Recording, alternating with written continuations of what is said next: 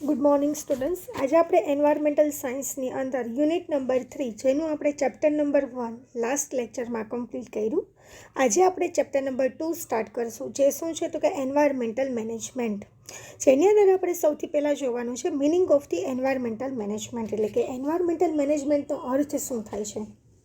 So environmental management is a administrative functions that develops, implement and monitor the environmental policies of an organization. એટલે કે environmental management છે એક administrative functions છે. Administrative means કે મેનેજમેન્ટનું functions છે.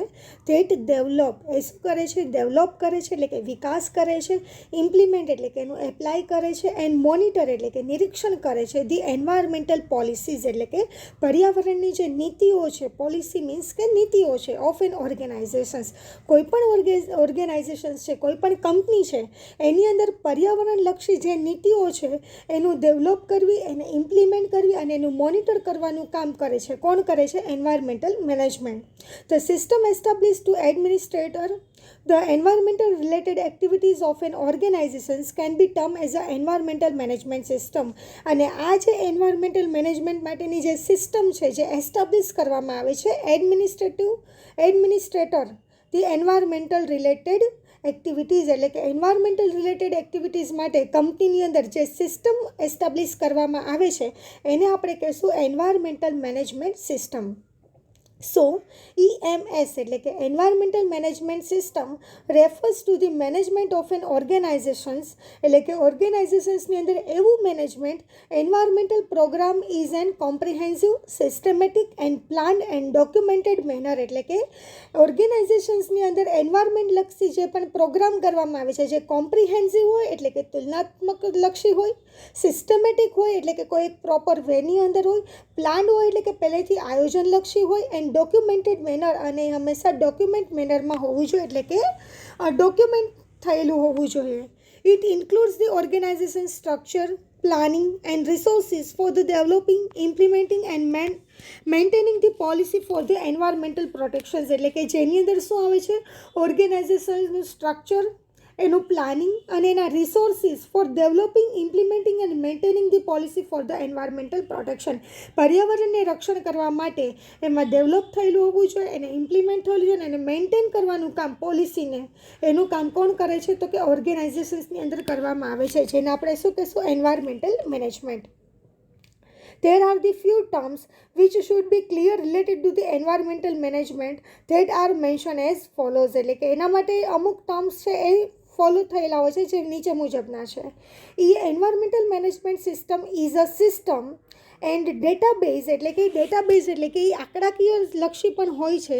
Which ઇન્ટિગ્રેટ્સ the પ્રોસિડર્સ, કે જેની અંદર એવી પ્રક્રિયા થાય છે એન્ડ પ્રોસેસ, અને એક પ્રક્રિયા છે for training of a personal, જેની અંદર કોઈ વ્યક્તિને ટ્રેનિંગ આપવામાં આવે છે.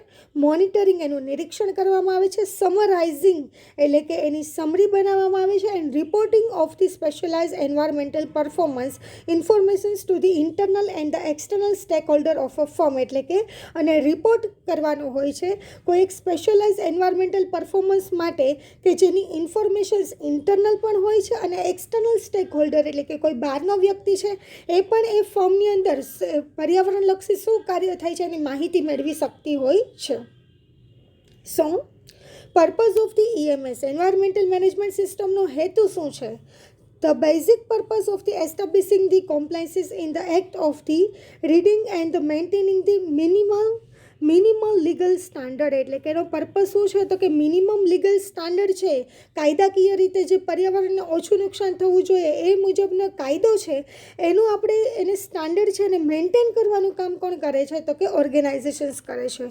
By not being a complaints companies may face the fines, government interventions or may not be able to operate, એટલે કે ઘણી વખત જો કંપની એમ ન કરે અને એના પ્રત્યે કમ્પ્લેન્ટ, ફરિયાદ આવે તો કંપનીઝને ફાઇન એટલે કે એને પેનલ્ટી એટલે કે એને અમુક સજાના સ્વરૂપે ફીસ પે કરવી પડે છે. Government interventions may not be able to operate, અને એના કારણે ગવર્મેન્ટ છે એને કંપનીના ઓપરેશન્સને એબલ એટલે કે ઓપરેટ કરવાનું કામ પણ, પ્રોડક્શન કરવાની પણ મંજૂરી આપી શકતી નથી. એટલા માટે એન્વાયરમેન્ટલ મેનેજમેન્ટ સિસ્ટમ અગત્યની છે. Second one, Environmental management system is framed for the waste reductions that goes beyond the compliances to reduce the environmental impact. એટલે કે environmental management system છે એ શું કરે છે? વેસ્ટ રિડક્શન્સ એટલે કે જે નકામો કચરો પડ્યો રહે છે એને ઘટાડવાનું કામ કોણ કરી શકે છે? Environmental management system. Third one, it check that the waste reduction being at a design phases through the pollutions preventions and the waste minimizations. એટલે કે એ ચેક કરશે કે જે વેસ્ટ રિડક્શન થાય છે કે જેના કારણે એવી ડિઝાઇન્સ રચશે કે જેના કારણે પોલ્યુશન્સ પ્રિવેન્શન્સ એટલે કે પ્રદૂષણને અટકાવશે અને વેસ્ટ છે ને શું કરશે? મિનિમાઇઝ કરી શકે છે. જેની અંદર તો કે at the end of the life cycle waste is reduce by the recycle. એટલે કે જે લાઈફ સાયકલ છે પ્રોડક્શનની એન્ડ થાય છે ત્યાંથી જે વેસ્ટ ક્રિએટ થાય છે એને રિસાયકલ કરીને ફરીથી પ્રોડક્શન કરી શકીએ છીએ. તો એ રીતે એન્વાયરમેન્ટલ મેનેજમેન્ટ સિસ્ટમ છે એનો પર્પઝ છે. Next one, features of the environmental management system.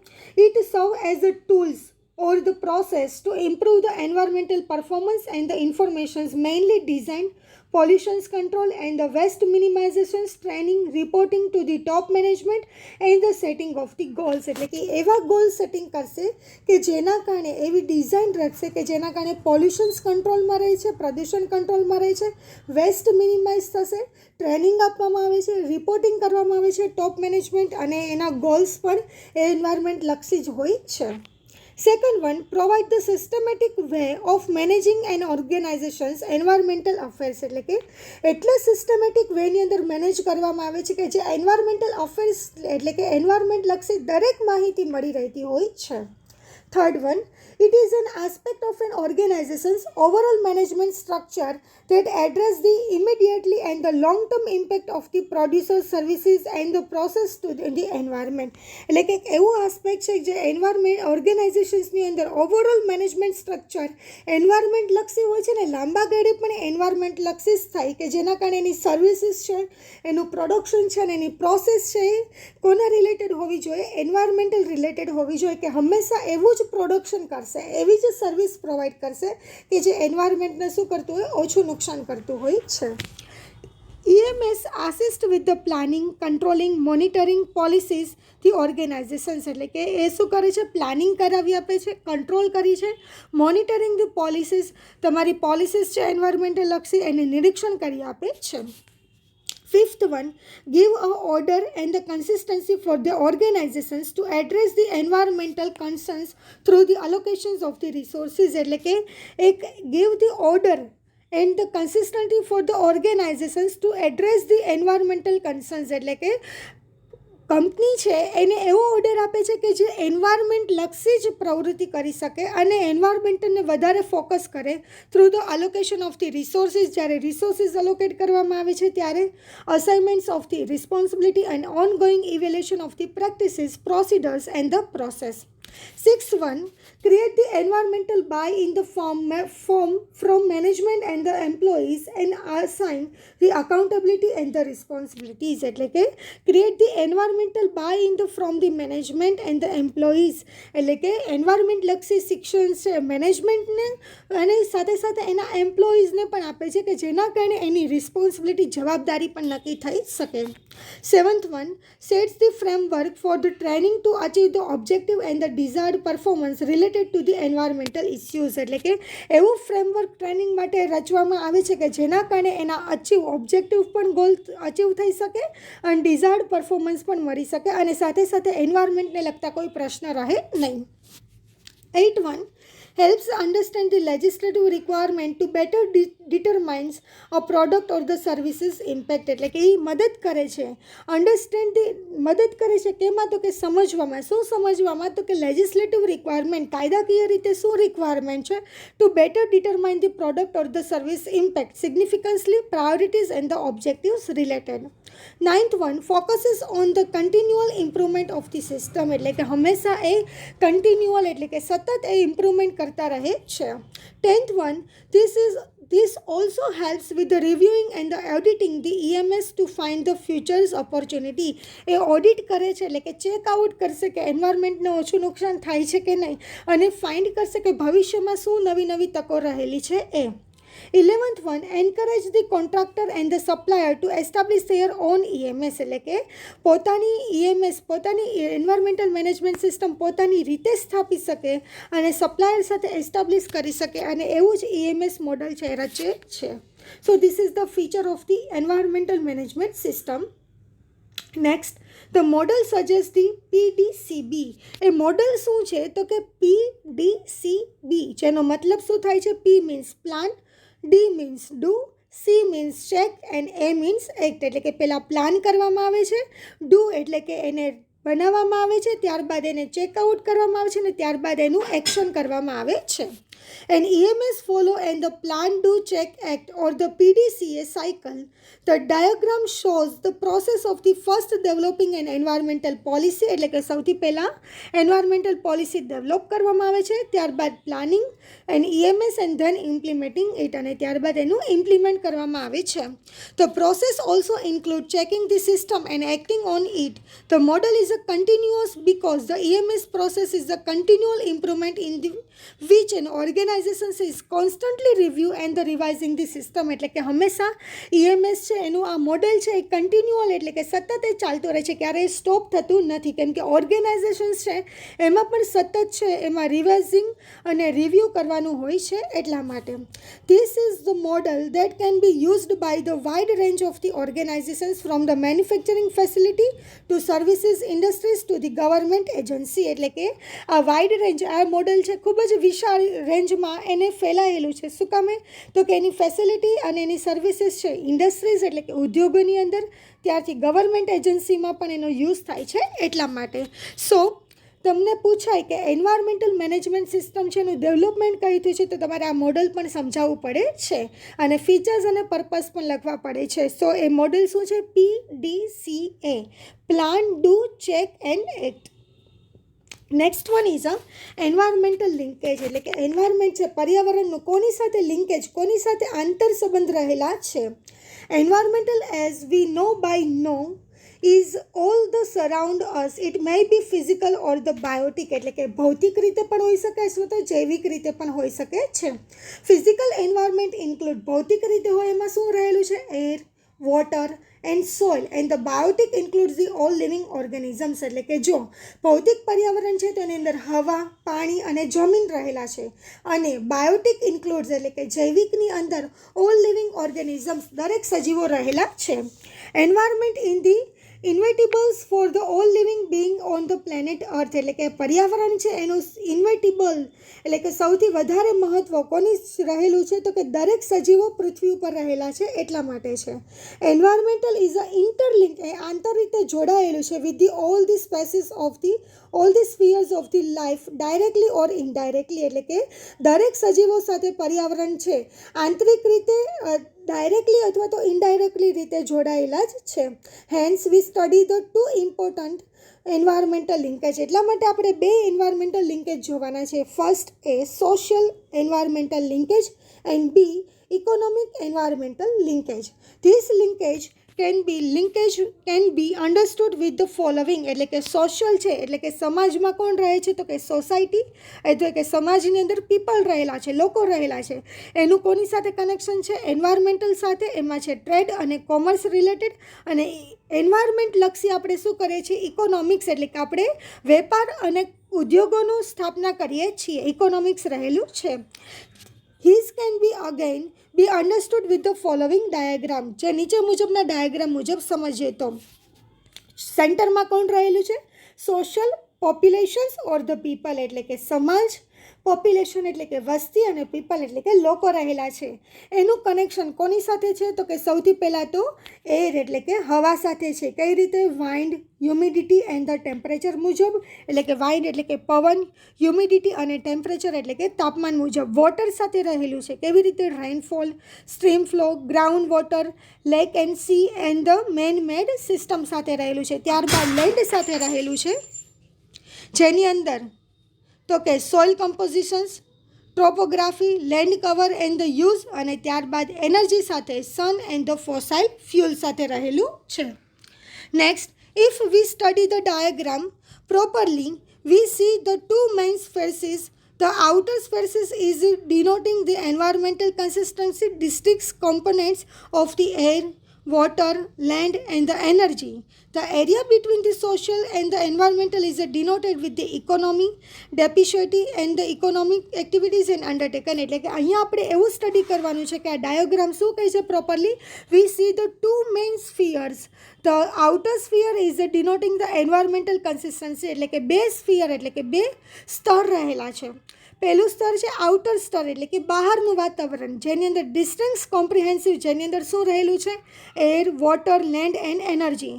The area between the social and the environmental is denoted with the economy. અને અર્થશાસ્ત્રની અંદર સોશિયલ એન્ડ ધ એન્વાયરમેન્ટલ, સમાજ અને પર્યાવરણ છે બહુ મહત્ત્વનો ભાગ ભજવે છે, જે ડેસિપેટિંગ ધી ઇકોનોમિક એક્ટિવિટીઝ, જેના દ્વારા જ આર્થિક પ્રવૃત્તિઓ થાય છે.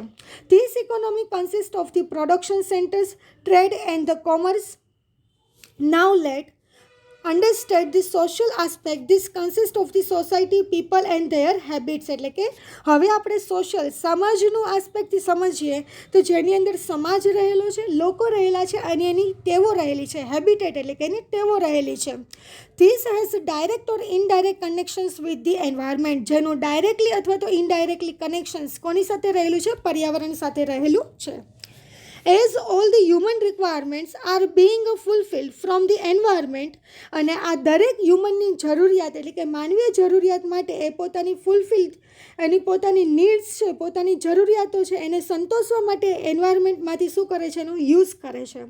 Different goods and the commodities are produce from the consumptions by the various economic activities. એટલે કે ઘણા બધા ગુડ્સ એટલે કે માલ અને કોમોડિટીઝ એટલે કે માલ છે આ પ્રોડ્યુસ એનું ઉત્પાદન કરવામાં આવે છે ફોર ધ કન્ઝમ્પશન્સ એટલે કે વપરાશ માટે by the various economic activities, આર્થિક પ્રવૃત્તિઓ દ્વારા.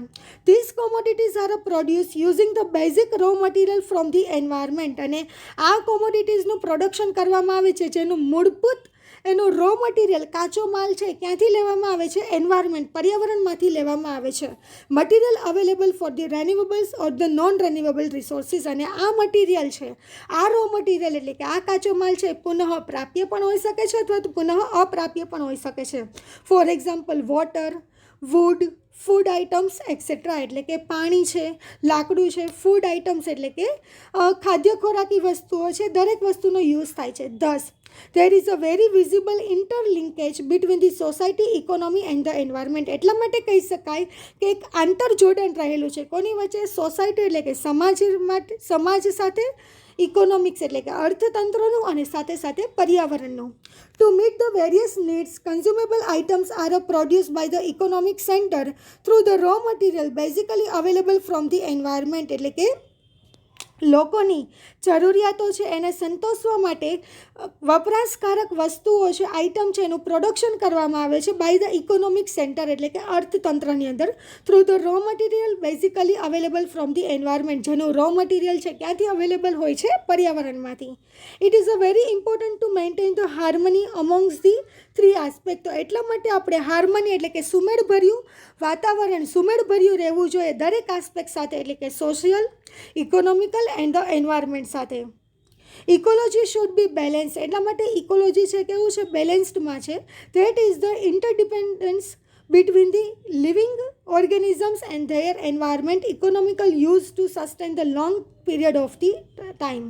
એટલા માટે ઇકોલોજી છે એ સૌથી બેસ્ટ ઓપ્શન્સ છે કે જેની અંદર શું કહેવાય છે, એન્વાયરમેન્ટને ઓછું નુકસાન કરી અને વધારે પ્રોડક્શન કરી શકે છે, કે જેના કારણે દરેક આસ્પેક્ટ છે ઇન્ટરડિપેન્ડન્સ એકબીજા ઉપર આધારિત રહે છે, કે જેના કારણે લિવિંગ ઓર્ગેનિઝમ, સજીવો અને પર્યાવરણ છે અને ઇકોનોમિક યુઝની અંદર એ લાંબા ગાળા સુધી એનું સુમેળભર્યું વાતાવરણ રહી શકે. So this is the environmental leakage. જો તમને આ પોઈન્ટની અંદર અને આગળનો પોઈન્ટ છે એન્વાયરમેન્ટલ મેનેજમેન્ટ સિસ્ટમ, બંને પોઈન્ટમાં કંઈ ન સમજાય તો એની ટાઈમ પૂછી શકો છો. Thank you.